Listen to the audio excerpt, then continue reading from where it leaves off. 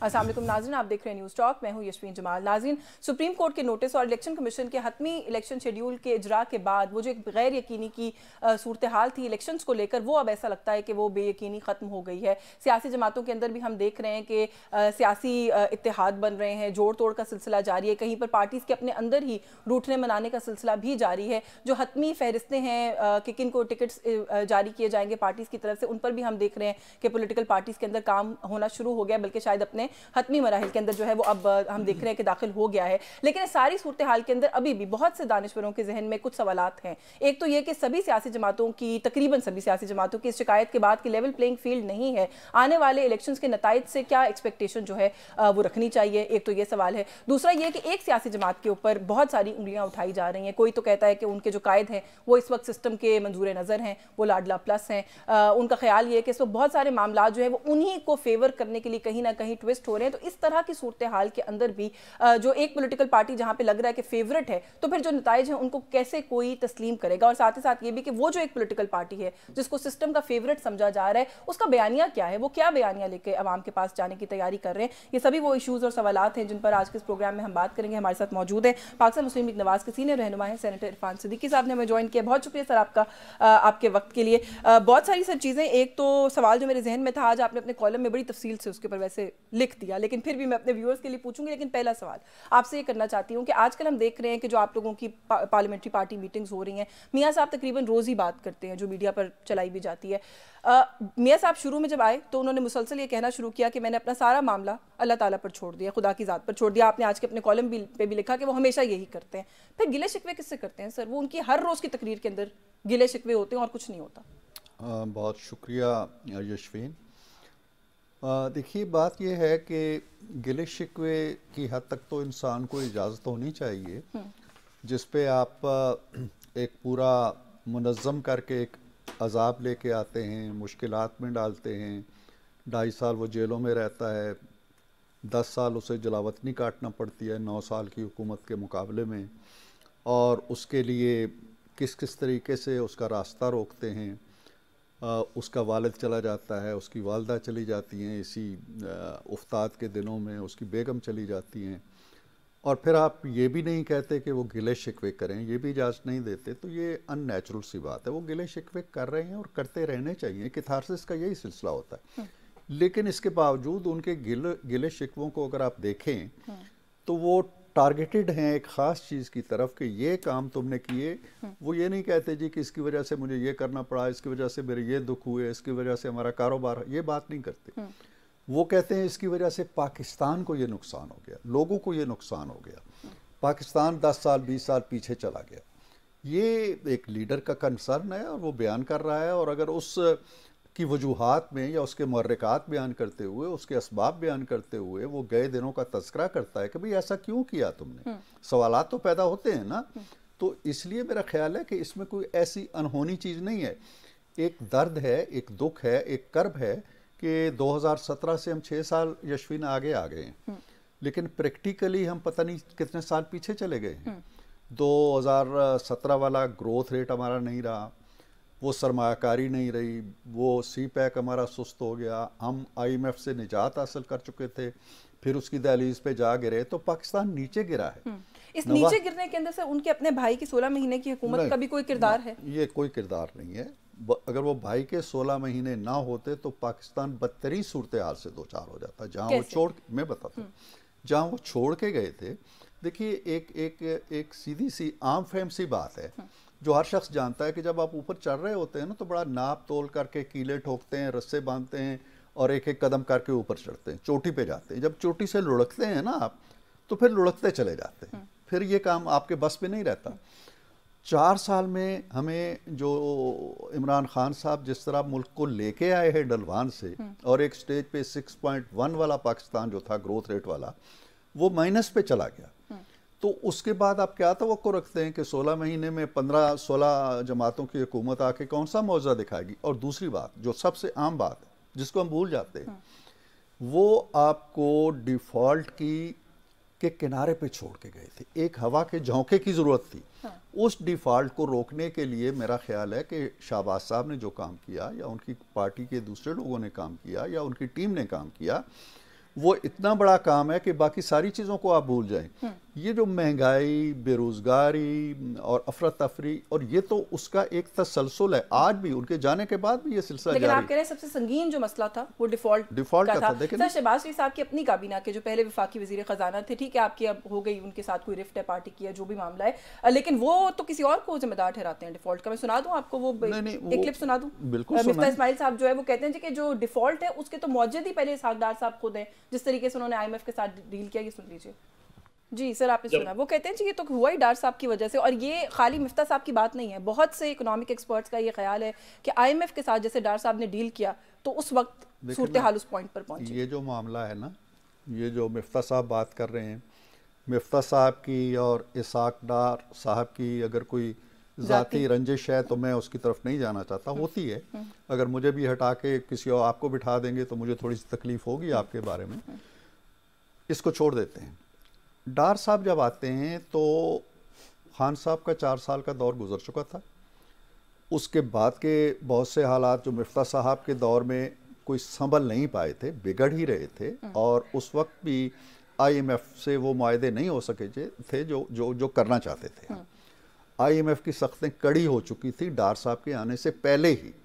تو یہ افتاد جو تھی، یہ اس کے ڈانڈے ڈار صاحب سے نہیں ملتے، اس کے ڈانڈے بھی ملتے ہیں پریویس حکومت سے. یعنی اگر وہ IMF جس کو نواز شریف اپنے دور میں کہتا ہے کہ بائی بائی IMF، اور IMF یہ کہتا ہے جی کہ اب آئندہ پاکستان کو ہماری ضرورت نہیں رہے گی، یہ اس پہ دیوالیے کی کنارے پہ کون چھوڑ کے گیا؟ ڈار صاحب چھوڑ کے گئے. نہیں، ڈار صاحب نے آ کے یہ تو کہا نا کہ IMF نہیں دیتا پیسے، نہ دے، میں دیکھ لوں گا. میرے اپنے پروگرام میں کہا انہوں نے. دیکھیں اگر انہوں نے کہا تو ایک پاکستانی ہونے کے ناطے، یا ایک پاکستانی کے اندر ایک ہوتی ہے کہ انا بھی کہہ لیں یا کچھ بھی کہہ لیں کہ ہم کس حد تک غلامی کریں گے.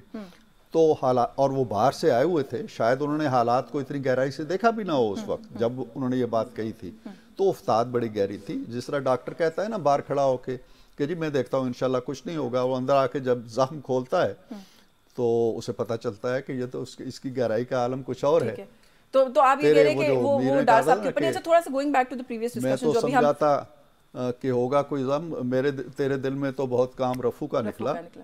تو یہ رفو کا کام جو ہے نا، یہ زیادہ ہو گیا تھا، ڈار صاحب کی توقع سے بھی زیادہ ہو گیا تھا. تو اس لیے میرا خیال ہے کہ ان تفصیلات کی طرف ذمہ دار جو ہے وہ ان کو نہیں ٹھہرایا جا سکتا. آپ جو ہے وہ یہ کہنے سے. لیکن ابھی تھوڑا سا اپنی پریویس ڈسکشن پہ اگر میں جاؤں، 2018 میں ریسیونگ اینڈ پر بہت ساری چیزوں کے، سسٹم کی زیادتیوں کے، ہم اس وقت بھی کہتے تھے کہ بہت کچھ جو ہوا غلط ہوا، ریکارڈ پہ قائم ہمیشہ نواز شریف صاحب تھے. آج اب دوبارہ الیکشن کی تیاری ہے اس ملک کے اندر 2024 میں، ریسیونگ اینڈ پر عمران خان ہے. آپ نے یہ کہا کہ مساوات نہیں ہوتی قانون کے جو ٹریٹمنٹ ہے کسی کے ساتھ. آپ کے کالم میں آج میں نے پڑھا، ہم مساوات کی بات نہیں کر رہے، ہم صرف یہ کہہ رہے ہیں کہ جب ایک پولیٹیکل پارٹی جو آپ تھے ماضی میں کہتے تھے کہ سسٹم آپ کو کارنر کر رہا ہے، تو آج دوسری پولیٹیکل پارٹی یہ کہتی ہے کہ سسٹم انہیں کارنر کر رہا ہے. So as a political party آپ کو ان کا ساتھ دینا چاہیے.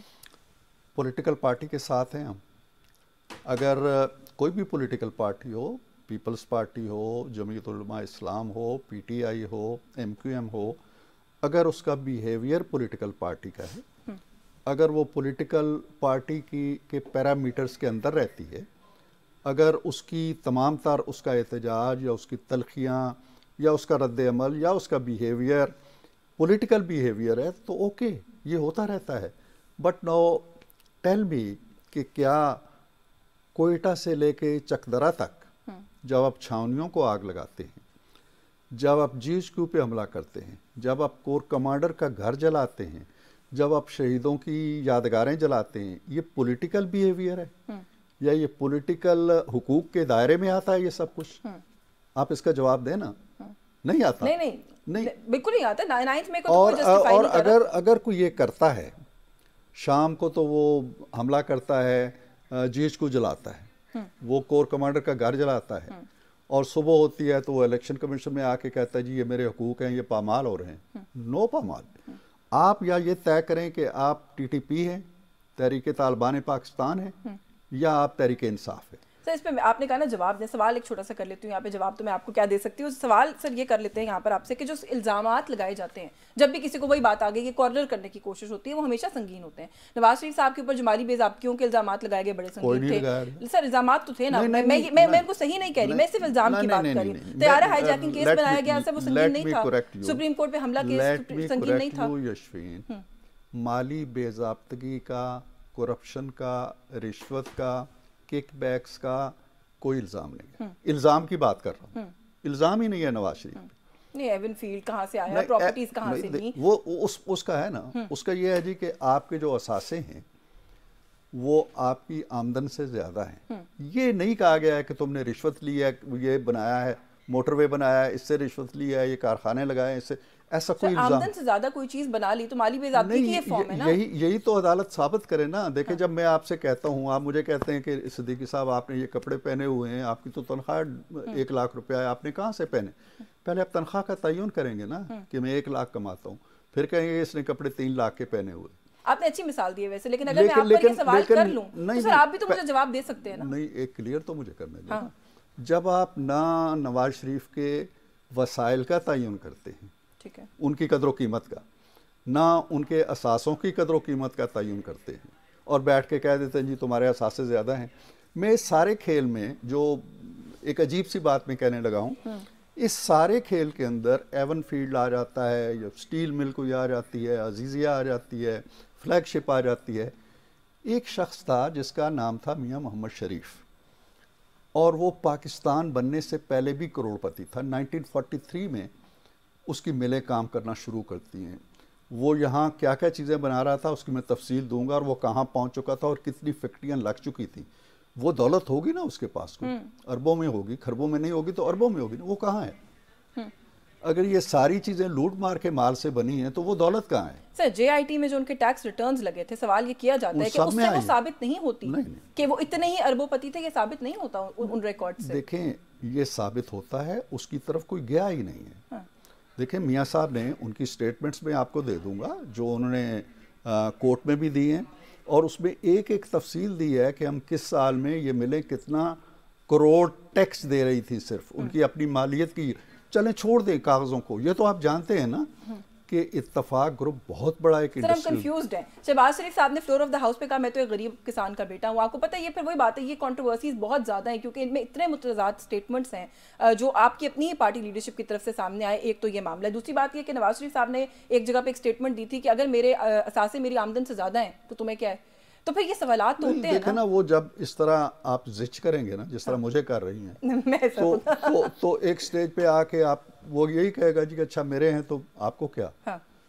بات یہ ہے کہ جب آپ کسی کو ٹانگنے بیٹھ جاتے ہیں، کسی کو وزیر اعظم ہاؤس سے نکالنے بیٹھتے ہیں، آپ ایک جے آئی ٹی بناتے ہیں، بڑی زمین و آسمان سے ہیرے چن کے لاتے ہیں آپ، اور وہ مہینے لگاتی ہے، دنیا کے ایک ایک بینک کو جا کے کھنگالتی ہے، دستاویزات نکالتی ہے، کچھ نہیں ملتا تو وہ اگر کچھ ملتا ہے تو پھر وہ یہ فیصلہ کیوں دیتے ہیں کہ جی تمہارا واحد جرم یہ ہے کہ تم نے بیٹے سے تنخواہ نہیں لی.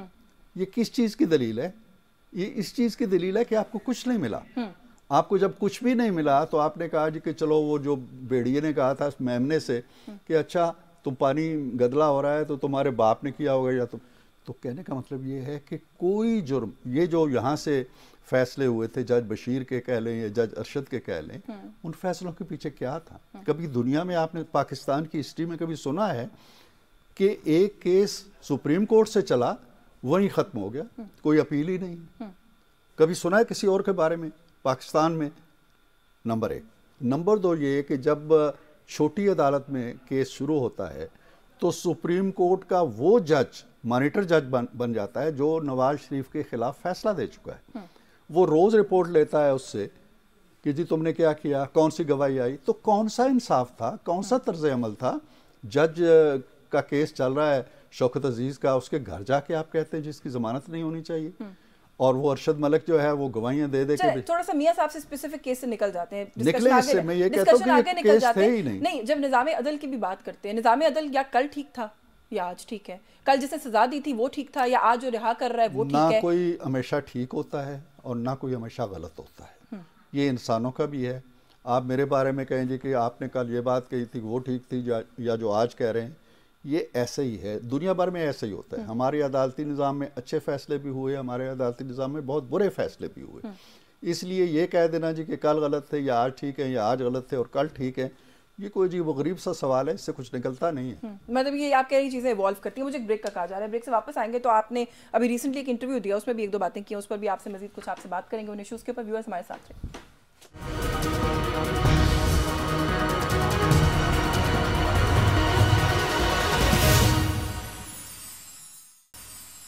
جی ویلکم بیک ناظرین. بریک پہ جانے سے پہلے جیسے میں نے آپ سے کہا آپ نے ایک انٹرویو دیا تھا ابھی سلیم صافی صاحب کو. کچھ لوگوں نے اس بات پر حیرت کا اظہار کیا کہ اس سٹیج کے اوپر آ کے جنرل راحیل شریف کا نام پہلے کیوں نہیں کبھی بھی یہ ذکر کیا گیا کہ پیناما کے اندر اور اس معاملے کے اندر یا رعایت کی کوئی پیشکش یا اس طرح کی کوئی بھی بات کیوں ہم نے کبھی نہیں سنی؟ یہ کہاں سے آیا ایک دم سے نام؟ اس میں ایک تو بات یہ ہے کہ میں یہ لکھ چکا ہوں اپنے کالم میں، یہ پہلے بھی یہ کوئی نئی چیز نہیں تھی، نمبر ایک. نمبر دو یہ کہ ایک اسپیسیفک کوشچن کیا تھا صافی صاحب نے کہ جی چلیں باجوہ صاحب کا یہ ہو گیا، فیض کا یہ ہو گیا، راحیل شریف سے ایسا کیا مسئلہ تھا میاں صاحب کا؟ میں نے کہا میاں صاحب کا کوئی مسئلہ نہیں تھا. تو ان کا اگلا سوال یہ تھا کہ پھر یہ چپکلش کیا تھی؟ میں نے کہا چپکلش یہ تھی کہ مسئلہ دوسری طرف سے تھا، اور دوسری طرف سے پھر میں نے تفصیل دے دی کہ ایک مشرف کا معاملہ تھا، ایک ان کی ایکسٹینشن کا معاملہ تھا. یہ اس میرا خیال ہے ریفرنس میں بات ہوئی ہے. میں نے اپنے طور پہ یہ داستان نہیں چھیڑی پرانی. اور دوسری یہ کہ اگر چھڑ گئی ہے تو اس میں کوئی غلط نہیں ہے، اس میں ذرہ برابر بھی غلط نہیں ہے، یہ سب صحیح ہے. لیکن چونکہ آپ مجھ سے سوال کریں جی کہ باجوہ صاحب سے کیا معاملات تھے، تو مجھے کچھ کہنا پڑے گا نا. کل کوئی دوسرا مجھ سے کہے جی آپ نے باجوہ کا کیوں ذکر کیا تھا، تو یہ ایسے ہی تھا. انہوں نے کانٹیکس کے اندر بات ہوئی تھی. اچھا باجوہ صاحب کے حوالے سے بھی خیر آپ کافی تفصیل سے بات کر چکے، لیکن کیونکہ آپ نے نام لیا ہے تو میرے ذہن میں آ گیا سائفر کیس کے اندر عمران خان صاحب کہتے ہیں جی ان کو تو میں طلب کرواؤں گا، اور انصار عباسی صاحب نے خبر دی ہے کہ باجوہ صاحب شاید جانے کو تیار ہیں. تو یہ کوئی نئی روایت قائم ہوگی اگر وہ چلے جاتے ہیں؟ کیسے دیکھتے ہیں آپ اسے؟ خان صاحب تو روایت شکن بھی ہیں اور بڑی نئی روایتیں بھی ڈالی ہیں اور ڈال رہے ہیں. وہ ڈے ون سے ابھی کل ان کی ایک نئی روایت آئی ہے کہ جی انہوں نے آن لائن جلسے کی کوئی ایک نئی طرح ڈالی ہے. ٹھیک ہے، اچھی بات ہے، ایک نئی اختراع ہے، نئی ٹیکنالوجی ہے. تو مجھ سے کوئی پوچھ رہا تھا، میں نے کہا جی یہ بڑی اچھی بات ہے، لیکن کیا جو اے آئی ہے اس کے ذریعے سے کوئی ووٹنگ کا بھی وہ انتظام کر لیں گے کہ وہ اے آئی جو ہے وہ بکسوں کے اندر بھی گھس جائے اور الیکشن ہو جائے اور ان کے ووٹ ڈال دے اس کے اندر؟ ایسا نہیں ہے. خان صاحب کی روایات جو ہیں، انہوں نے اپوزیشن کے ساتھ کبھی مذاکرات نہیں کیے، کبھی ہاتھ نہیں ملایا. میں پارلیمنٹ ہاؤس میں بیٹھتا تھا، وہ آتے تھے اور ادھر دیکھتے بھی نہیں تھے اور اپنی سیٹ پہ بیٹھ جاتے تھے، کبھی ہاتھ نہیں. سیکورٹی، نیشنل سیکورٹی کی بڑی حساس میٹنگز ہوئیں، فوج کی لیڈرشپ آئی، وہ نہیں آتے تھے جی کہ یہ بیٹھے ہوتے ہیں چور اور ڈاکو، میں نہیں بیٹھوں گا. اس کے علاوہ ان کے خلاف واحد آدمی ہیں جس کو نو کانفیڈنس کے ذریعے نکالا گیا پاکستان کی پوری ہسٹری میں. ٹھیک ہے جی. اور واحد آدمی ہیں کہ جس کے خلاف نو کانفیڈنس ہوئی، انہوں نے اسمبلی توڑ دی. ان کی بے شمار روایات ہیں اور وہ روایات کا سلسلہ جاری ہے، اور انہی میں سے 9 مئی بھی روایت ہے. بھٹو چلے گئے، پھانسی چڑھ گئے، بے نظیر قتل ہو گئی، میاں صاحب پہ عذاب ٹوٹتے رہے، کسی نے یہ کام نہیں کیے. یہ بھی ان کی روایت ہے. اس لیے باجوہ صاحب کو بلا لیں، وہ باجوہ صاحب آ جائیں گے، وہ اپنی کہانی بیان کر دیں گے. یہ باجوہ صاحب کا اور ان کا معاملہ ہے. ٹھیک ہے. اور یشوین یہ بھی یاد رکھیں کہ جتنے بھی مقدمات ہیں، جتنے بھی کیسز ہیں، ہم پارٹی ہی نہیں ہیں اس پہ. مسلم لیگ نون کا، نواز شریف کا کوئی لینا دینا. ہم پہ جو عذاب ٹوٹے ہیں وہ پتہ ہے کہاں سے نکلے ہیں؟ وہ خان صاحب کی پٹیشن سے نکلے ہیں جو وہ سپریم کورٹ لے کے گئے تھے، جو فریولس تھی پہلے، پھر ٹھیک ہو گئی. اور پھر باجوہ صاحب نے کہا ہمارے پاس، کھوسا صاحب نے کہا ہمارے پاس آؤ، باہر کیوں پھر رہے ہو؟ خان صاحب کی پٹیشن سے سارے سلسلے انڈے بچے آج تک چل رہے ہیں. ہم نے کوئی کیس نہیں کیا ان کے اوپر. لہٰذا باجوہ صاحب آئیں نہ آئیں، خان صاحب جانے. اچھا آپ نے کہا وہ روایت چکن بھی ہے، نئی روایات بھی ڈالتے ہیں. انہوں نے آن لائن جلسہ کیا، آن لائن جلسہ کیا، وہ اچھی روایت تھی بری روایت تھی وہ کوئی بحث نہیں ہے. لیکن یہ بحث تو سر ہے نا کہ ان کی جماعت کو اتنا دیوار کے ساتھ لگا دیا گیا ہے. وہ کہتے ہیں ہم تو کوئی کارنر میٹنگ نہیں کر سکتے، آ کے اٹھا کے لے جاتے ہیں. میرا اس پہ بڑا واضح موقف ہے. میری پارٹی کا ہے یا نہیں ہے مجھے نہیں پتا، میرا موقف بڑا واضح ہے. میں اس پولیٹیکل پارٹی کو پارٹی نہیں مانتا جس نے 9 مئی کا کام کیا ہے.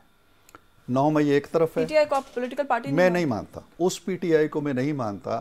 دیکھیں محترمہ بے نظیر بھٹو اور الذوالفقار ان کے بھائی کی تھی، طیارے اغوا کیے اور وارداتیں کی. بی بی نے پہلے دن سے اس کو اون نہیں کیا. انہوں نے کہا جی کہ یہ میرا خون کا رشتہ الگ ہے, میرا سیاست کا رشتہ الگ. ایم کیو ایم نے اپنا نیا جنم لیا, ڈس اون کر دیا الطاف حسین کو. اگر کوئی گروہ یا پارٹی اون کرتی ہے عمران خان صاحب کی 9 مئی کو اور ان کاموں کو, اور وہ یہ بھی کلیم کرتی ہے کہ ہم پولیٹیکل پارٹی ہیں, میرے لیے یہ بڑا مشکل ہے. عمران خان صاحب نے مذمت کی 9 مئی کی. انہوں نے کہا جی کہ میرے جو, بلکہ انہوں نے تو یاسمین راشد اور کچھ لوگوں کا حوالہ دے کے کہا کہ ویڈیوز میں واضح طور پہ نظر آ رہا ہے کہ وہ منع کر رہے ہیں کہ وہ کیا کر رہے ہیں کیا نہیں کر رہے ہیں. مجھے ایک بات کا جواب دے دیں. کوئٹہ میں لوگ نکلے ہیں نا پروٹیسٹ کرنے, کوئٹہ کے بازاروں کو چھوڑا, چوکوں کو چھوڑا, دکانوں کو چھوڑا, چھاونی پہ پہنچے, ٹھیک ہے نا. کوئٹہ چھوڑ دو, کراچی چھوڑ دو, لاہور چھوڑ دو, پنڈی چھوڑ دو, چکدرا تک پہنچ جاؤ. چکدرا میں لوگ نکلتے ہیں, دکانیں چھوڑ دیتے ہیں, چکدرا چھاونی پہ پہنچتے ہیں. مردان میں نکلتے ہیں, پنجاب ریجمنٹ پہ پہنچتے ہیں. انہیں خواب آیا تھا یا کوئی الہام ہوا تھا؟ انہوں نے کیوں ایسا کہ یہ جو ہے لاہور والا کور کمانڈر ہاؤس, اس کے سامنے کمپلیکس ہے بہت بڑا, بیریا کا پلازا ہے, دکانیں کھلی ہوئی تھی, کسی نے آنکھ اٹھا کے بھی نہیں دیکھا, اور سامنے والا گھر خاکستر کر دیا. لیکن وہ یہ کہتے ہیں کہ عوامی رہنما ان کی غیر قانونی اریسٹ, اور وہ کہتے ہیں کہ پولیٹیکل پارٹیز کا اس ملک کے اندر ہسٹوریکلی اینٹی اسٹیبلشمنٹ کے ساتھ ہی مسئلہ ہوتا ہے نا.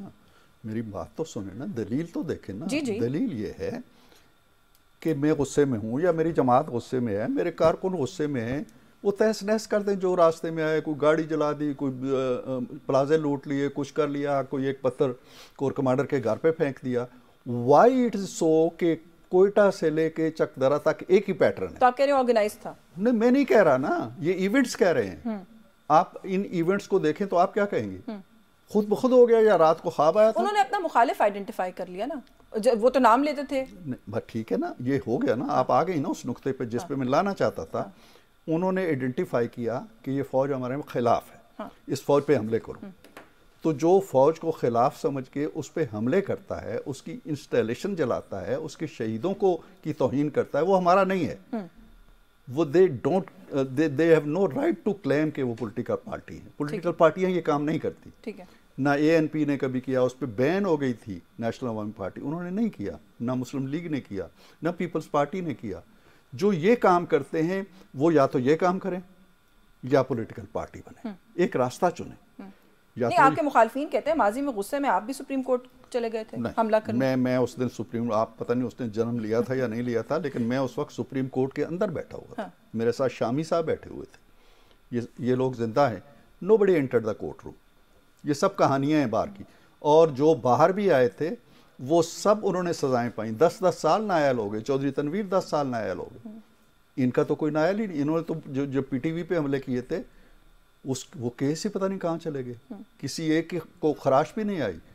لیکن یہ جو کچھ ہوا ہے, اس کو اگر ریاست برداشت کر لیتی ہے اور کہتی ہے جی کہ یہ جمہوری حقوق ہیں یا یہ پارلیمانی نہیں, اگر ریاست یہ کہتی ہے, عدالت یہ کہتی ہے کہ یہ پولیٹیکل رائٹس ہیں لوگوں کے, گھر جلانا, کور کمانڈر پہ حملے کرنا, جی ایچ کیو پہ اٹیک کرنا, یہ پولیٹیکل رائٹس میں آتا ہے, ویل اینڈ گڈ. اگر نہیں آتا اور وہی لوگ آ کے الیکشن بھی لڑتے ہیں اور پھر آ کے حکومت میں بیٹھتے ہیں, مجھے یہ چیز ہضم نہیں ہو رہی. آپ کو چیز ہضم نہیں ہو رہی. اچھا, نواز شریف صاحب لاڈلے ہیں سسٹم کے, اس کے اوپر میں پہلے بھی آپ سے بات کر چکی ہوں, تھوڑا کریں گے اسی کانٹیکس میں آپ سے سوال. لیکن نواز شریف صاحب کے کیسز ختم ہو گئے, وہ جو کچھ ہچز تھیں لیگل وہ ختم ہوتی ہوئی نظر آ رہی ہیں. نااہلی برقرار ہے, اس کو ختم کرنے کا کوئی نااہلی کوئی برقرار نہیں ہے. پارلیمنٹ کا قانون بن چکا ہے کہ جو بھی سزا ہوگی میکسیمم وہ 5 سال کی نااہلی کی ہوگی. 5 سال ہو گئے. سپریم کورٹ کا آرڈر بھی ہے نا جس کے اندر یہ کہا گیا کہ پارلیمنٹ اس کے اوپر کر لے قانون سازی, تو کیا اس کو واپس جا کے کوئی ریکنسائل نہیں کرنا سپریم کورٹ کے ساتھ؟ سپریم کورٹ نے خود نوٹس لے لیا ہے نا, ایک اور پٹیشن گئی ہوئی ہے ان کے, انہوں نے نوٹس لے لیا. یہ سوال وہاں بھی ڈیسائیڈ ہو جائے گا. یہ تو جن عدالتوں نے کیا ان ٹائم ڈیسائیڈ ہو جائے گا فار میاں صاحب ٹو فائل ہز نامینیشن. اگر ان ٹائم نہیں بھی ہوگا تو وہ قانون تو موجود ہے نا. ہم تو اس قانون کی روح سے نامینیشن پیپر جمع کرائیں گے. کسی کو اعتراض ہے تو وہ جائے عدالت میں. اور اگر کوئی چیلنج کرے تو کیسے؟ چیئرمین پاکستان تحریک انصاف کہتے ہیں ہمیں اعتراض ہے, ہم اعتراض اٹھائیں گے. ہاں بالکل, انہیں گوہر خان صاحب نے کہا ہمیں تو اعتراض ہوگا. انہیں تو وہ حقوق بھی حاصل ہیں جو کسی کو نہیں حاصل, تو وہ اعتراض ضرور کریں. سر, ان کی ساری جماعت کا کوئی کچھ بچا نہیں, آپ کہہ رہے ہیں انہیں حقوق حاصل ہیں, ان کے لوگ جیلوں میں ہیں, ان کے لیڈر جیل میں ہیں. ہمارا کیا درا ہے یہ؟ ہم نے کون سا اس میں سے ایسی چیز ہے کہیں جی کہ یہ آپ نہیں, میں تو حقوق کی بات کر رہی ہوں نا, آپ نے کہا حقوق حاصل ہے, میں تو سے وہ سوال میں یہ کہہ رہا ہوں نا, کہ جو یہ سارے دوسروں کے حقوق رونتا ہے، پامال کرتا ہے، کل کرتا ہے، اور اس کی دسترازی کا یہ عالم ہے کہ فوج کے گریبان تک بھی جا پہنچتا ہے، آپ کی دفاعی علامتوں تک بھی جا پہنچتا ہے، تو یہ حقوق انہوں نے چھین لیے نا، جو کسی اور کو حاصل نہیں ہیں۔ تو جو حقوق دوسروں کو حاصل نہیں ہیں وہ ایکسرسائز کرتے رہیں، وہ ہمارے خلاف بھی کیسز لے کے جائیں، پہلے بھی لے کے جاتے رہے، لیکن میں تو سوال اس کانٹیکس میں کر رہی ہوں کہ ان کے لوگ، آپ نے عثمان ڈار صاحب کی والدہ کی ویڈیو اگر دیکھی ہے، وہ کہتی ہیں کہ خواجہ آصف کے خلاف الیکشن لڑنے کا اعلان کیا تو یہ میرے گھر میں گھس آئے ہیں۔ دیکھیں نا، دو چیزیں ہوتی ہیں یشوین، ایک تو ہوتا ہے کہ جب رائیولری ہوتی ہے پولیٹیکل، تو جو کوئی الزام لگا دیتا ہے یا تو آپ اس کو سچ مان لیں یا پھر دوسرے کو بٹھا لیں کہ بھئی تم اپنا نقطہ نظر بتاؤ۔ اب میں کیا کہوں یہاں بیٹھ کے، میں نہ خواجہ آصف کی نمائندگی کر سکتا ہوں، نہ اس خاتون کی کر سکتا ہوں، لیکن میں یہ جانتا ہوں کہ اس طرح کے الزامات جو ہیں بغیر تحقیق کے لگتے رہتے ہیں، جب مجھے پکڑنا ہے تو میرے خلاف بھی پتہ نہیں کیا کیا الزامات لگ جاتے ہیں، تو میں ان چیزوں کو اہمیت نہیں دیتا۔ یہ آگے جو الیکشن کی مہم تیز ہوگی اور جو آپ کی پی ٹی آئی کو یہ اندازہ ہوگا کہ شاید ہمارے لیے اب میدان جو ہے وہ قبول کرنے کے لیے تیار نہیں، میدان سے میری مراد یہ ہے کہ پبلکلی وہ اپنے آپ کو ایک بڑی قوت کے طور پر منوانے کی پوزیشن میں نہیں ہے، تو اس طرح کے بے شمار الزامات لگیں گے کہ ہمارے راستے میں جی پتھر رکھ دیا تھا، میرے دروازے کو باہر سے قفل لگا دیا تھا، میں ووٹ ڈالنے نہیں نکل سکا، اس طرح کی بھی چیزیں ابھی چیزیں ایسی سامنے آئیں گی۔ بریک کا کہا جا رہا ہے، بریک سے واپس آ کے آپ نے کہا الزامات لگیں گے، مخالف تو الزامات لگاتے ہیں، اندر سے الزامات لگنے شروع ہو جائیں تو پھر اس کو کس طریقے سے ریڈ کرنا چاہیے، اس پہ بات کرتے ہیں اس بریک کے بعد۔ ویورز ہمارے ساتھ رہیے۔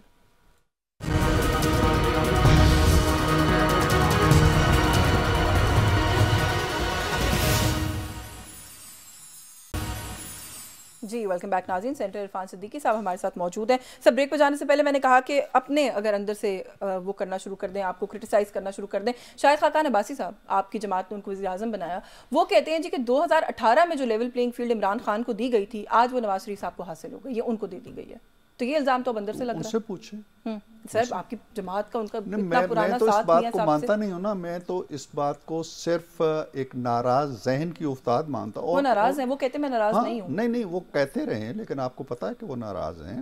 کیوں ناراض ہیں؟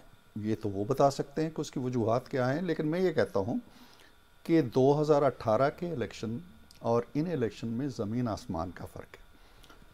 پہلی بات تو یہ ہے کہ 2018 میں نواز شریف کو آپ نے دھکال کے جیل میں ڈالا ہوا تھا، آج کہتے ہیں جی کیسے الیکشن ہو جائیں گے جب عمران خان جیل میں؟ 2018 میں ہو گئے تھے نا الیکشن، کہاں تھے نواز شریف؟ اڈیالہ میں بیٹھے ہوئے تھے۔ آج عمران خان کہاں ہے؟ سن لیں نا، اڈیالہ میں بیٹھے ہوئے تھے۔ کہاں تھی مریم؟ اڈیالہ میں پڑی ہوئی تھی، دونوں اڈیالہ میں۔ الیکشن پھر بھی ہوئے، ہم نے حصہ لیا، ہم نے رونا دھونا بھی نہیں کیا، ہم نے لیول پلینگ فیلڈ بھی نہیں کیا۔ 2018 کے الیکشن میں ہمیں سب کچھ پتہ تھا کہ کیا ہو رہا ہے، ہم نے کوئی رونا نہیں رویا، ہم الیکشن لڑے اور جتنی بھی تعداد تھی ہم پارلیمنٹ میں جا کے بیٹھ گئے، ہم نے یہ بھی نہیں کہا کہ دھاندلی ہو گئی، نہ کوئی کہ جو انہوں نے کیا تھا۔ پہلی بات تو یہ ہے کہ 2018 میں یہ شاید خاقان صاحب کو بھی اندازہ ہے، سیزنڈ پولیٹیشین ہے، زمین آسمان کا فرق ہے۔ 2011 کے جلسے سے لے کے 2018 تک بہت سے واقعات ایسے ہیں جو پتہ دیتے ہیں کہ ہوائیں کس رخ چل رہی تھی، کس طرح اس جلسے کو آب و تاب بخشی گئی، کون کیا کر رہا تھا، کس طرح نواز شریف کو راتوں کو دھمکیاں دی گئیں کہ تم صبح تک ایک جرنیل کی طرف سے کہ اگر تم نے استعفیٰ نہ دیا تو ہم یہ کر دیں گے۔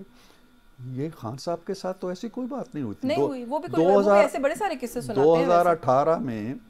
2018 میں جو آر ٹی ایس فیل ہوا ہے اس کی تو کوئی تحقیقات ہی نہیں ہوئی۔ کل بھی کنور دلشاد صاحب کی ایک سٹیٹمنٹ تھی کہ 90%، مور دین 90%، وہ جو فارم ہوتے ہیں 45 یا کیا جن پہ گنتی ہوتی ہے ان پہ سائن ہی نہیں تھے، وہ تو ایک تماشا تھا۔ آج تو ابھی الیکشن ہی نہیں ہوئے اور آپ کہتے ہیں جی کہ 2018 کا الیکشن تھا۔ اور ہمارے لاڈلے پن کی کیا دلیل ہے؟ لاڈلے پن کی دلیل یہ ہے کہ جب ایک جھوٹا، غلط، بے بنیاد، بے سر و پا کیس ختم ہو جاتا ہے، میں تو اسے انصاف نہیں کہتا، میں یہ کہتا ہوں کہ ناانصافی کا ازالہ ہو گیا۔ تو ناانصافی کے ازالے کو ایک بندے کو آپ کنویں میں پھینک دیتے ہیں اور پھر آپ کو ترس آتا ہے اور رسی ڈال کے نکالتے ہیں، تو یہ بڑا رحم کر دیا۔ جو سسٹم ناانصافی کر رہا تھا اس نے اتنی تیزی سے ناانصافی نہیں کی جتنی تیزی سے یہ سسٹم اس کا ازالہ کرتا چلا جا رہا ہے۔ 6 سال، 6 لانگ ایئرز۔ آپ کو پتہ ہے یہ فیصلے کب ہوئے تھے اور ریلیف کب مل رہا ہے؟ بیچ میں 6 سال گزرے ہیں، ایسا نہیں ہے کہ یہ فوراً ہو گئے ہیں۔ بات یہ ہے کہ جب کسی کیس کے اندر آپ خود تحقیق کریں کہ یار اس میں اندر ہے کیا. یہ جو جج بشیر کا فیصلہ تھا اس فیصلے کے اندر لکھا ہوا ہے تمام تر پریشر کے بعد 2 چیزیں لکھی ہوئی ہیں, مینز اور اس کے جو اساس ایسٹس ہیں یہ, اور دوسری چیز لکھی ہے کہ اس پورے کیس کے اندر ہمیں کرپشن کی کوئی رتی برابر چیز نہیں ملی. Number 1. Number 2, miss use of office, دفتر کے غلط استعمال کی کوئی ہمارے پاس اس میں ثبوت نہیں ملا. چونکہ کوئی ثبوت نہیں ملا اس لیے ہم کہتے ہیں جی کہ اثاثے اس کے زیادہ ہے. تو یہ اگر مقدمے ہوں, اس وقت آیا تھا ایک فیصلہ اطہر من اللہ صاحب کا اپیل کا, اور انہوں نے کہا تھا کہ میں تو یہ پڑھ کے حیران رہ گیا ہوں کہ یہ فیصلہ کس طرح کسی اور کورٹ میں جا کے سسٹین کر سکے گا. آج سے 5 سال پہلے اس نے لکھا تھا. تو یہ تو فیصلوں کی نوعیت تھی. اور اب العزیزیہ کیا تھا؟ العزیزیہ کا ایسنس یہ ہے کہ تم نے اپنے بیٹے حسین سے اتنے پیسے لیے تھے, اور دوسرا یہ ہے کہ اپنے بیٹے حسن سے پیسے نہیں لیے تھے. لو تو مجرم نہ لو تو مجرم, یہ تو ہماری ساری جرائم کی کہانی ہے. ایک شخص کو لانا تھا, ایک شخص کو لانے کے لیے راستے سے اس ٹرک کو ہٹانا تھا تاکہ ہماری گاڑی آگے بڑھے. سر ہم سوال صرف ہائنڈ سائٹ میں اس لیے کر رہے ہیں کہ آج ہائنڈ سائٹ میں ہمیں یہ پتہ ہے کہ یہ سب زیادتی ہوئی تھی جیسے آپ کہہ رہے ہیں. کل کو شاید یہاں عمران خان صاحب بیٹھے ہوں گے اور وہ بھی اسی طرح قصہ سنا رہے ہوں گے کہ میرے ساتھ اس وقت یہ غلط ہوا تھا, میری فائلز میں کیا لکھا ہوا تھا. میں صرف اس لیے کہہ رہی ہوں کہ پاکستان کی سیاست میں یہ پیٹرن رہا ہے کہ یہ فل سرکل واپس آتی ہے. جو ایک دن اچھی اس میں ہوتا ہے, اسپاٹ میں ہوتا ہے, اگلے دن وہ ہوتا ہے وہ جیل میں. وہ باسی صاحب نے یہاں میرے پروگرام میں کہا تھا کہ 73 کے آئین کے تحت جو وزیر اعظم بنتا ہے اس ملک میں وہ سیدھا جیل جاتا ہے اس کے بعد. تو یہ تو پیٹرن ہے. لیکن میں جو چیز باور کرانے کی کوشش کر رہا ہوں آپ کو وہ یہ ہے کہ پیٹرن سے انحراف ہوا ہے اس دفعہ. نواز شریف سے اختلافات رہے ہیں, فوج کے بھی رہے ہیں, لائک کرتے تھے, ڈس لائک کرتے تھے, مراحل اونچ نیچ آتا رہا ہے, بے نظیر کے ساتھ آتا رہا ہے, پیپلز پارٹی کے ساتھ آتا رہا ہے. کسی نے وہ حرکت نہیں کی جو انہوں نے کی ہے. اب ایک شخص کے گریبان پہ آپ نے ہاتھ ڈالا ہے, گالی گلوچ کی ہے, اور کر رہے ہیں ابھی بھی کر رہے ہیں. اس کو بے آبرو کرنے کی کوشش کی ہے, اس کا تختہ الٹنے کی کوشش کی ہے. دیکھو نا, اگر کچھ نہیں ہے تو 18 فوجی افسروں کو کیوں نکالا گیا؟ کوئی وجہ ہے نا. یہ تو نہیں ہو سکتا کہ بے گناہ ان کا کہیں نہ کہیں کوئی ناتا تھا نا. یہ نہیں تھا کہ جی 9 مئی آپ نے کیا ہے, 9 مئی آپ نے کیا اس سازش کے تحت کہ فوج کے اندر ارتعاش پیدا ہوگا, فوج کے اندر ارتعاش ہوگا, آرمی چیف کا تختہ الٹیں گے, نیا بندہ بٹھائیں گے. دس واز اے کنسپائریسی اکبر خان کی طرح کی. اب اگر اس کو کہتے ہیں جی کہ اس کو بلا کے اس کو کمپیئر, آپ نے آج یہ ریفرنس اپنے کالم میں بھی دیا ہے 18 جو آپ نے فوجی افسران کا کہا ہے, تو سر یہ مطلب آر وی ٹرائنگ ٹو سے ہیئر کہ پھر وہ بھی ملوث تھے 9 مئی میں جو کچھ ہوا, انہوں نے سپورٹ یا کوآپریشن پرووائڈ کی اندر سے؟ فوج نے کوئی تحقیق کر کے نکالا ہوگا نا. ٹھیک ہے, کچھ تحقیق کی ہوگی نا, ملوث ہوں گے نا.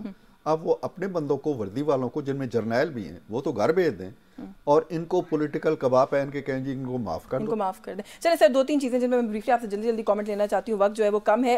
عباسی صاحب کا ویسے ایک ریفرنس میں نے سوال کر لیا, لیکن پھر بھی ناراضگیاں اور ایسے لوگوں کی ناراضگیاں جو گورنرز رہے ہیں, چیف منسٹرز رہے ہیں, پرائم منسٹر رہے ہیں, میاں صاحب کے بڑے قریبی رہے ہیں, یہ کیوں پارٹی قیادت سے کیا کوئی اختلاف شروع ہو گیا ہے؟ عباسی صاحب ہیں, مفتاح اسماعیل صاحب ہیں, مہتاب عباسی صاحب ہیں, ابھی کے پی کے سے صابر شاہ صاحب کے حوالے سے بھی آواز اٹھ رہی ہے کہ شاید وہ بھی کہیں لیگ جوائن کر لیں گے مہتاب صاحب کی, اور بھی دانیال عزیز صاحب ہیں. تو یہ کیا معاملہ ہے, قیادت کے ساتھ کیا اختلاف آل آف اے سڈن؟ میرا تو خیال ہے کہ قیادت کے ساتھ جو لوگ عمران خان کو چھوڑ کے گئے ہیں انہوں نے بڑا واضح طور پہ کہا جی کہ ہمیں اس بات سے اختلاف ہے, ہمیں 9 مئی سے اختلاف ہے, انہوں نے یہ کیا ہے. میاں صاحب پہ تو کوئی ایسی بات انہوں نے کہی نہیں ہے کہ جی ہمیں نواز شریف سے اختلاف ہے, یا نواز شریف نے پیسے کھا لیے ہیں, یا کنسپائریسی کر لی تھی, ایسی تو کوئی بات. پارٹی کو آگے پاس آن کرنے سے شاید اختلاف ہے, اس سے ہوگا, نظریاتی بھی ہوگا, اصولی بھی ہو سکتا ہے. ہم تو بالکل ان کی نیک نیتی پہ میں کوئی وہ ضرب لگانے کے لیے تیار نہیں ہوں, نہ حملہ کرنا چاہتا ہوں, نہ یہ ڈیمیجنگ ہے سر پارٹی کے لیے. لیکن ایک بڑی پارٹی جو ہوتی ہے نا, ایک بڑی فیملی بھی جب ایک گھر کے اندر رہتی ہے نا, تو اس میں یہ چیزیں ہوتی رہتی ہیں, لوگ نکلتے رہتے ہیں, نئے لوگ آتے نہیں سر. لیکن دیکھیں عرفان صدیقی صاحب نواز شریف صاحب کو چھوڑ دیں, یہ بہت بڑی خبر ہے. یہ میں اسی کمپیریزن میں کہہ رہی ہوں کہ عباسی صاحب, مہتاب عباسی صاحب بہت پرانا ساتھ ہے سر. دیکھیں نا, کوئی ناگزیر نہیں ہے نا. وہ جو کہتے ہیں نا کہ قبرستان ناگزیر لوگوں سے بھرے پڑے, جو میں بھی اگر میں سمجھتا ہوں کہ میرے بغیر نواز شریف چل نہیں سکتے, یا نواز شریف جو ہے ان کی قیادت اور سیادت جو ہے اور ان کی لیڈری میرے دم سے ہے, اور میں اپنے اسی ذہن میں اٹھ کے تقریریں بھی کرتا ہوں اور واضح و نصیحت بھی کرتا ہوں اور گھر بیٹھ جاتا ہوں تو میری مرضی ہے، لیکن نواز شریف جیسے شخص کو میں کتنا ذوف پہنچا لوں گا اگر عوام اس کے ساتھ ہے. میں یہ کہتا ہوں کہ ان تینوں چاروں حضرات کے، چودھری نثار صاحب کی تو کہانی پرانی ہو گئی، یہ جو تازہ آوازیں ہیں اگر ان کے اندر بھی ان کی باتیں میں بڑے غور سے سنتا ہوں کہ کہیں کوئی ٹھوس بات نکلے کہ کیا ہے ان کا اختلاف کی وجوہات کیا ہیں. سمہو مجھے نہیں سمجھ آئی، نہیں کہ جی کیا چاہتے کیا ہیں. عباسی صاحب تو کہتے ہیں نا، وہ کہتے ہیں کہ اگر بچوں کو کیا عادت دینی ہے تو پھر ہمیں بیک سیٹ لے لینی چاہیے. نواز شریف بھی کبھی بچہ تھا جب وہ کہتے ہیں مریم صاحبہ کے ساتھ کام نہیں کر، میرے پروگرام میں تو انہوں نے یہی کہا بہت گروپ کرنے پر. دیکھیں نا وہ ان کا چوائس ہے نا. اگر وہ یہ سمجھ کوئی آدمی اگر پیپلز پارٹی کے قائرہ صاحب کہتے ہیں جی کہ یہ بچہ ہے ہم اس کے ساتھ کام نہیں کریں گے بلاول، تو ان کا چوائس ہے نا. بلاول تو ہے اپنی جگہ، اب قائرہ صاحب گھر بیٹھ جائیں. تو اسی طرح مریم کی اپنی ایک شخصیت ہے، وہ صرف اس کی بیٹی نہیں ہے. مریم نے اپنا آپ منوایا ہے، جد و جہد کی ہے، اپنے والد کی موجودگی میں پارٹی کو زندہ رکھا ہے، متحرک رکھا ہے، اپنی حیثیت اور اپنی شخصیت میں وہ ایک لیڈر بن چکی ہے. اب اگر وہ لیڈر، وہ اتنی بچی بھی نہیں ہے، اس کے تو بچے بھی جوان ہو چکے ہیں، وہ اگر قیادت میں آتی ہے یا کوئی رول پلے کرتی ہے تو وہ بے نظیر صاحبہ کی عمر سے بہت آگے کی عمر میں آ چکی ہے جب بے نظیر نے اقتدار سنبھالا تھا. تو میں تو نہیں سمجھتا ہوں کہ ہم جیسے اگر 70-75 سال والے بھی کہتے ہیں کہ ٹھیک ہے بھئی اب ینگسٹرز کا زمانہ ہے جو ہماری نسبت سر ویسے بلاول نے بھی یہی کہا، تو آپ تھوڑے ناراض ہوئے بلاول کی سٹیٹمنٹ پر. آپ نے کہا جی وہ پرانی سیاست کر رہے ہیں. میں اس پہ نہیں ناراض ہوا، میں بلاول کی بہت تعریف کرتا ہوں. میں نے تو ایوان کے اندر بھی کہی کہ ینگ بلڈ ہے، ان کو آنا چاہیے. میں نے یہ بات کہی تھی کہ بلاول صاحب جو طرز گفتگو ہے اور اسلوب ہے اور طنز و تشنیع جو کرتے ہیں یہ پرانی سیاست ہے، 70-80 سالہ پرانی سیاست ہے. اور جو پرانے سیاستدان ہیں، نواز شریف ہے یا زرداری صاحب ہیں، وہ سمہو جدید سیاست کر رہے ہیں، میل جول کی سیاست کر رہے ہیں، ہم آہنگی کی مفاہمت کی بات کر رہے ہیں. تو اس لیے نوجوان بوڑھی سیاست کر رہا ہے، بوڑھے نوجوان سیاست کر رہے ہیں. اچھا سر، بڑی کانفیڈنٹ ہے پاکستان مسلم لیگ نون کی اگلی حکومت آپ لوگوں کی ہوگی. ہر پولیٹیکل پارٹی میرا خیال ہے یہ کانفیڈنس نہ دکھائے تو پھر الیکشن میں کیسے جا سکتے ہیں. سر الیکشن ہو جاتا ہے اسی ساری صورتحال کے اندر جہاں پہ آدھی جماعتیں کہہ رہی ہیں لیول پلینگ فیلڈ نہیں ہے، پی ٹی آئی کہہ رہی ہے ڈی آر اوز اور آر اوز اس طرح اپوائنٹ ہوں گے تو ہم نہیں مانیں گے، بہت سارے اور بھی سوالات اور معاملات ساتھ ساتھ چل رہے ہیں. آپ لوگوں کی گورنمنٹ آ جاتی ہے، کوئی مانے گا ہی نہیں حکومت کو، تو کیا بنے گا؟ پہلے بھی بڑا کیوس دیکھا ہم نے اسی نقطے پر. کسی نے نہیں مانا 70 سے لے کے اب تک، لیکن حکومتیں چلتی ہیں. جب الیکشن ہو جاتے ہیں ایک آدمی حلف لے کے آ جاتا ہے، اور اگر ادارے اور تمام ایک جو میٹر کرنے والی قوتیں ہیں وہ یہ سمجھتی ہیں کہ یہ ایک آئینی ایکسرسائز ہوئی ہے، نظام چلتا ہے. 70 سے لے کے آج تک کتنے الیکشنوں کو ہم نے مانا ہے؟ سر بمپی رائڈ ہوتی ہے نا. دیکھیں نا 70 کے الیکشن پہ پاکستان ٹوٹ گیا، 77 کے الیکشن ہوئے مارشل لا لگ گیا، 88 کے ہوئے تو 1.5 سال بعد بے نظیر کو آپ نے گھر بھیج دیا، 90 کے ہوئے تو 2 سال بعد. کوئی ہر الیکشن میں اعتراض ہوتا ہے. میں یہی سوال کر رہی ہوں، جب سیاستدان آپس میں نہیں مانتے کہ کوئی اقتدار میں آیا ہے. اگر پاسٹ میں آپ کے ہاں وہ دن نہیں آئے گا جب پورا سیاسی قبیلہ کہے کہ الیکشن بڑے معتبر ہوئے. دنیا بھر کے اندر کہیں یہ انٹرم نگرانوں کا سسٹم نہیں ہے، آپ نے رکھا ہوا ہے. وہاں مودی کی اگر حکومت ہے تو وہ سٹنگ حکومت الیکشن کرائے گی، ابھی کرائے گی اگلے سال. بالکل کیئر ٹیکر کا تو کانسیپٹ. کیئر ٹیکر، ہم کیئر ٹیکر بھی چاہتے ہیں. پھر کیئر ٹیکر کے اندر کہتے ہیں جی کہ فلاں فلاں جماعت کا رشتہ دار ہے، فلاں فواد حسن فلاں ہے تو چیمہ فلاں ہے، وہاں بھی بڑے چوزی ہو جاتے ہیں، وہ بھی الیکشن کراتے ہیں. تو وہ بھی ہمیں ویسے کہ آپ ہی لوگ نہیں لے کر آئے تھے کہیں 90s کے اندر کیئر ٹیکر. ویسے میں آنیسٹلی ایجوکیٹ ہونے کے لیے سوال پوچھی ہوں کیونکہ 70s کے الیکشن میں تو آئی تھنک کیئر ٹیکر کا کوئی کانسیپٹ نہیں تھا. یہ پولیٹیکل پارٹیز نہیں مل کے آپ لوگوں نے، نون لیگ نے، پیپلز پارٹی نے، ہم لوگ لے کے آئے تھے. اور بنگلہ دیش کی ہم نے تقلید کی تھی، وہاں آ چکا تھا. بنگلہ دیش طائب ہو چکا ہے، 7 سال پہلے ختم کر چکا ہے، 8 سال پہلے، لیکن ہم بلکہ 15 سال پہلے، اور ہم چمٹے ہوئے ہیں اس سے.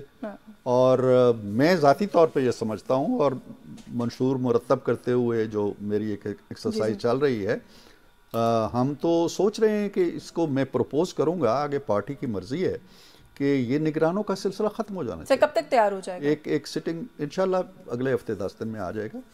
جو سٹنگ گورنمنٹ ہے وہ الیکشن کرائے جیسے دنیا بھر میں کراتے ہیں. ہاں سٹنگ گورنمنٹ کو آپ انٹرم گورنمنٹ بنا دیں اس وقت کہ جی اب آپ اس موڈ میں آ گئے، اختیارات محدود جو جیسے الیکشن کمیشن کو طاقتور کرتے ہیں. یہ عجیب سے نئے مسائل پیدا ہو جاتے ہیں جو ہو چکے ہیں ہمارے تو یہاں. آپ یہ کہہ رہے ہیں کہ حکومتیں چل جاتی ہیں, کوئی مانے یا نہ مانے, وقت ختم ہو گیا, ورنہ مزید کچھ ایشوز پہ بات کرتے ہیں. ایسے ہی آپ کا بہت شکریہ سر, آپ تشریف لائے اپنے وقت. ناظرین, سینیٹر عرفان صدیقی صاحب ہمارے ساتھ پروگرام میں موجود ہیں. ہم نے کوشش کی کہ جو کچھ بہت اہم ایشوز ہیں ان سے ان کی رائے پروگرام میں شامل کی جائے. نیوز ٹاک سے آج کے لیے بس یہی کچھ. یشوین جمال کو اجازت دیجیے, اللہ حافظ.